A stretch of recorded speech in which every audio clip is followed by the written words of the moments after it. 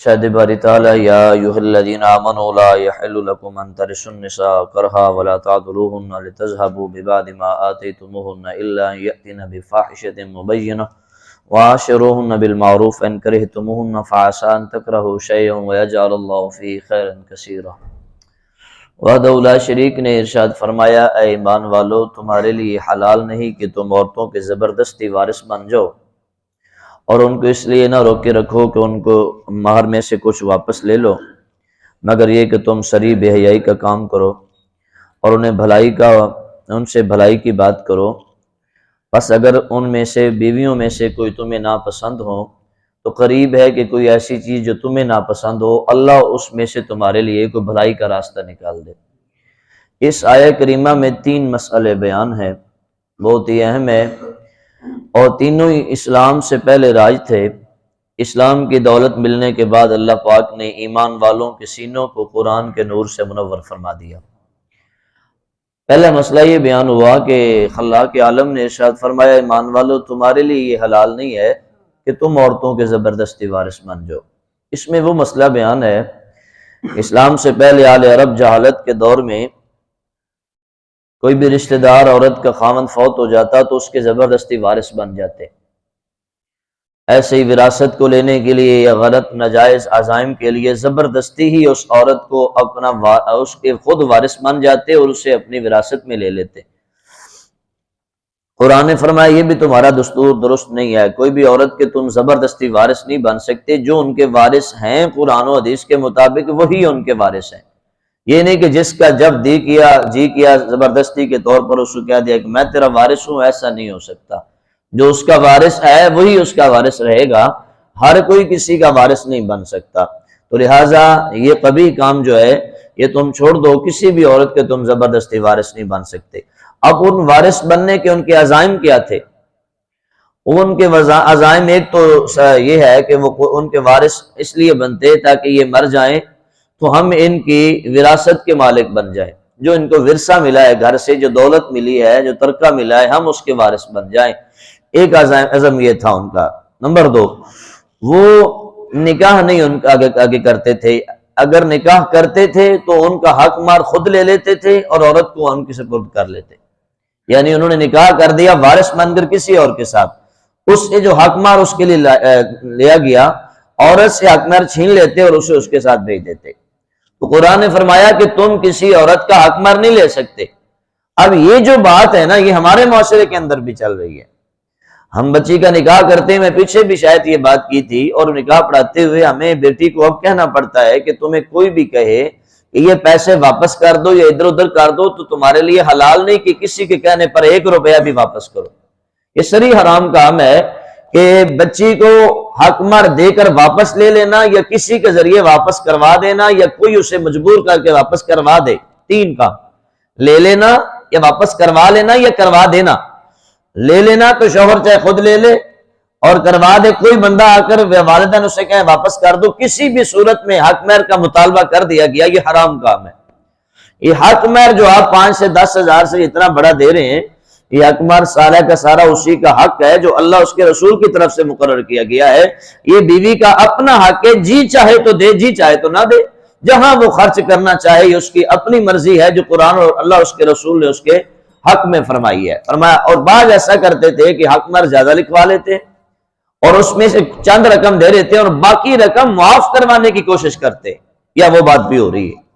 وَعَاشِرُوهُنَّ بِالْمَعْرُوفِ، ہاں جی، وہ باتیں کر کر کے انہیں کہتے ہیں جی حق مہر چھوڑ دو، معاف کر دو۔ اب کیا ہوتے ہیں رشتہ داروں میں اپنی واہ واہ کروانے کے لیے، بلے بلے کے لیے اور اپنا پرسنالٹی دکھانے کے لیے 4 لاکھ لکھ دو جی، 5 لاکھ لکھ دو جی، 10 تولے سونا لکھ دو، وہ لکھ دو، پلاٹ لکھ دو، وہ لکھ دو۔ یہ لکھنے والے تو ہم ہی ہوتے ہیں، اس لیے ہمیں پتہ ہے۔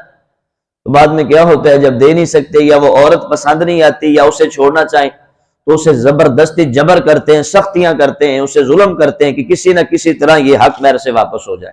یہ بھی اسی آیت میں شامل ہے۔ اور فرماتا ہے یہ تمہارے لیے حلال نہیں ہے، لِتَذْهَبُوا بِبَعْضِ مَا آتَيْتُمُوهُنَّ، یہ کہ تم جو اسے مہر دے چکے ہو اس میں سے بعض واپس لے لو، معاف کروا دو یا اسے جان چھڑوا دو۔ یہ صورت تمہارے لیے حرکت جائز نہیں، حرام کام ہے۔ تم اتنا ہی حق مہر لکھواؤ، شریعت نے اتنا دیا ہے جتنا تم دے سکتے ہو۔ یہ نہیں کہ اب آج کے دور میں تو کم از کم 5 سے 10 ہزار کے درمیان ہونا چاہیے، لیکن کچھ لوگ آج بھی 2000 کے چکر میں ہوتے ہیں، 2000 لکھ دو جی، 1000 لکھ دو جی، اور کچھ ماشاءاللہ اپنے محبت سے زیادہ بھی لکھواتے ہیں اور موقع پہ دے دیتے ہیں، لیکن کچھ ایسے بھی ہوتے ہیں موقع پر اپنی بلے بلے کے لیے لاکھوں لکھواتے ہیں، بعد میں بیچاری کو دیتے نہیں اور پوری زندگی حرام کرتے رہتے۔ قرآن نے اسے منع فرما دیا کہ تم زبردستی نہ ان سے حق مہر لے سکتے ہو، نہ چھڑوا سکتے ہو، نہ معاف کروا سکتے ہو۔ پہلا مسئلہ یہ کہ کسی عورت کے زبردستی وارث نہیں بن سکتے۔ نمبر 2، اس کا نکاح کروا کے تم اس سے حق مہر نہیں چھین سکتے۔ نمبر 3، تم خود ان سے حق مہر معاف نہیں کروا سکتے جب تک وہ خود نہ معاف کرنا چاہے۔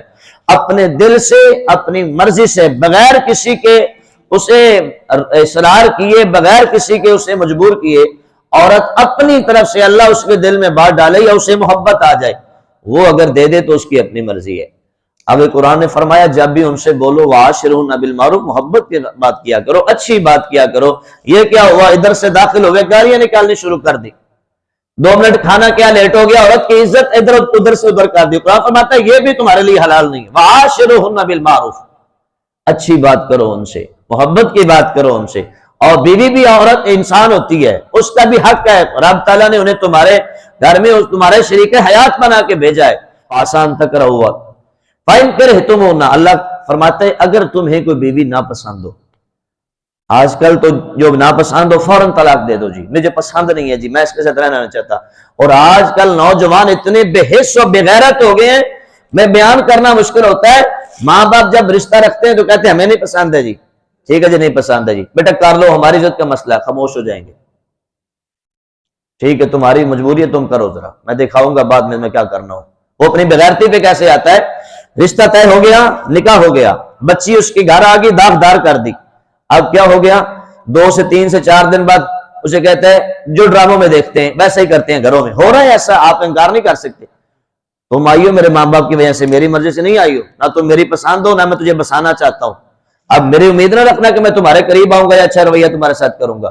اب اس کو ٹارچر کرنا شروع کر دیتا ہے، ذہنی پریشان اور اذیت دینا شروع کر دیتا ہے نوجوان، اور چند ہی دنوں کے بعد لڑائیاں اس حد تک پہنچ جاتی ہیں کہ نوجوان اپنی مرضی کر کے رہتا ہے اور اسے طلاق دے کر گھر سے نکال دیتا ہے۔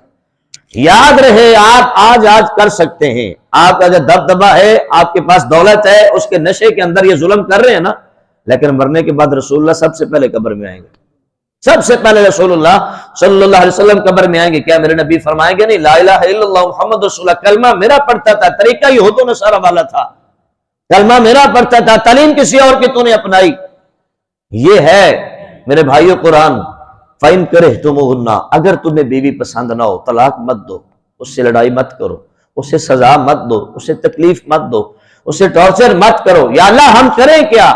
فَمَا فَعَسَىٰ أَن تَكْرَهُوا شَيْئًا وَيَجْعَلَ اللَّهُ فِيهِ خَيْرًا كَثِيرًا، اللہ فرماتا ہے بسا اوقات کوئی چیز تمہیں ناپسند ہو تو قریب ہے کہ کوئی ایسی چیز تمہیں جو پسند نہ ہو، اللہ اسی میں سے تمہیں بھلائیوں کے راستے کھول دیتا ہے۔ یعنی کہ تمہیں آج بیوی ناپسند ہے نا، تھوڑا سا صبر کرو، اللہ اس میں سے ایسی عظیم اولاد تمہیں عطا فرمائے گا کہ جس سے تمہیں زمانے بھر میں خوشیاں نصیب ہو جائیں گی۔ اللہ نیک اولاد سے مالا مال فرما دے گا، اللہ تابعدار اولاد سے مالا مال فرما دے گا، اللہ عقل مند ذہین ترین اولاد سے مالا مال فرما دے گا، یا تمہاری اولاد میں سے کوئی بچہ ایسا کارنامہ پیش کر دے گا کہ زمانے میں تمہارا نام بلند ہو جائے گا۔ صبر کر کے رب کی رضا پر راضی رہ کے بھروسہ کر کے دیکھو، بیویوں کو فوراً طلاق مت دو، ان قضیتوں سے دوچار مت کرو، بلکہ صبر کے ساتھ تم رہتے رہو، انصاف قائم کرتے رہو، اللہ تمہارے لیے ایسی بھلائی رکھے گا کہ تم زندگی میں یاد رکھو گے کیا میرے مالک نے مجھ پہ کرم کیا ہے۔ یہ بہت بہترین مشورہ ہے جو ہمارے زندگی کے ہر معاملے پہ ہمیں یاد آئے۔ بس اوقات آپ کاروبار کر رہے ہیں کسی ایسے بندے کے ساتھ جس کے ساتھ آپ کو نقصان بھی ہے لیکن اس سے فوائد آپ کو بہت حاصل ہو رہے ہیں، تو قرآن کا یہ مشورہ وہاں پر بھی ہے۔ کوئی بندہ آپ کے ساتھ چل رہا ہے، نقصان تھوڑا ہے، فائدے زیادہ ہیں، صبر کر کے چلتے رہو، آپ کو فائدے نصیب ہوتے رہیں گے۔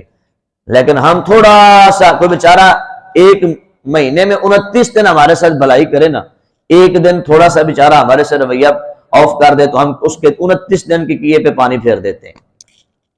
تجھ سے مجھے سکون ہی کم ہے، تجھ سے مجھے امید ہی کیسی ہے، یہ ہے وہ ہے، یہ ایسے باتیں کرتے ہیں۔ قرآن فرماتا ہے ایسا نہ کرو یار، ایسا نہ کرو، کچھ صبر پہ کام لو، کچھ محبت سے کام لو۔ وَعَاشِرُهُنَّ بِالْمَعْرُوفِ، قرآن کی چھوٹا سا لفظ ہے وَعَاشِرُهُنَّ بِالْمَعْرُوفِ، وَعَاشِرُهُنَّ بِالْمَعْرُوفِ۔ جب بھی بولو اچھا بولو، جب بھی بولو محبت سے بولو، جب بھی بولو بھلائی سے بولو۔ یہ جو لفظ ہے نا، یہ ہمیں دنیا کے ہر معاملے میں کام آئے گا۔ تو یہاں پر 10 منٹ ہمارے گفتگو کے ہو گئے، 3 مسئلے قرآن نے بیان فرمائے، دوبارہ دہرا دیتا ہوں، اس کو زندگی میں اپنے ساتھ باندھ لیں، انشاءاللہ کام آئیں گے۔ ایک کوئی عورت ہماری وارث زبردستی ہم اس کے وارث نہیں بن سکتے، یہ تو ہمارے معاشرے میں شاید کہ کہیں ہو، اللہ نہ ہی کرے ایسا ہو۔ نمبر 2 کہ حق مار زبردستی ہم نہ لے سکتے ہیں، نہ واپس کروا سکتے ہیں، نہ ہم مطالبہ کر سکتے ہیں، وہ اس کی مرضی ہے۔ نمبر 3 اتنا ہی لکھنا چاہیے جتنا ادا کر سکیں، لاکھوں لوگوں کو دکھانے کے لیے نہیں۔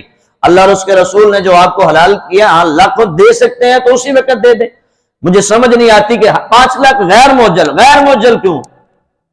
اور جب اس کو اس کا حق دینا ہے تو ابھی دو، اتنی پاور ہے تو ابھی دو، تم زمانے کو کیوں دولت مند دکھاتے ہو؟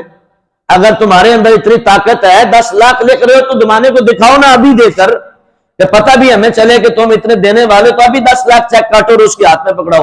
جب تمہارے پاس ہے ہی نہیں، غیر موجل کر رہے ہو تو کیوں کر رہے ہو؟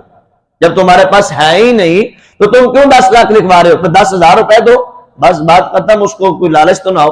نمبر 3 کہ اگر تمہیں عورت پسند نہ ہو تو طلاق مت دو، اسے اذیت مت دو، اسے تکلیف مت دو، اس کی رسپیکٹ کرو، اس کی عزت نفس کو مجروح مت کرو، عزت کے ساتھ اس کے ساتھ صبر کے ساتھ نبھا کرو۔ انشاءاللہ اللہ اسی میں سے تمہیں بھلائی کے دروازے کھول دے گا، اسی میں سے انشاءاللہ تمہیں نیک سال اولاد سے مالا مال فرما دے گا۔ یہ 3 چیزیں اپنے معاشرے کے اندر قابو کر لے۔ عورتوں کی بے عزتی مت کیا کریں، بیویاں بھی انسان ہوتی ہیں، عزت کے ساتھ پیش آیا کریں۔ اللہ وحدہ لا شریک ہم سب کو عملی زندگی نصیب فرمائے۔ اور یہ جو ابھی ہم نے قرآن میں مالک کو بولا، مسائل پڑھے سنے، اگر اس میں سے ہم میں سے کوئی بھی اس خرافت میں مبتلا ہے، اللہ میں توبہ طائب ہو کر سیدھے راستے پہ صبر و شکر، محبت، الفت و چاہت والے راستے پہ چل کے زندگی گزارنے کے وعدہ لا شریک ہمیں توفیق عطا